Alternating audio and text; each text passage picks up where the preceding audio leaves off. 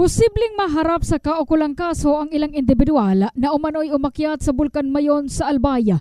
Matatandaan na nananatili ang bulkan sa Alert Level 1 status o nasa abnormal level kung kaya mahigpit pa rin ipinagbabawal ang pagpasok o pagsasagawa ng anumang aktibidad sa loob ng 6 km permanent danger zone.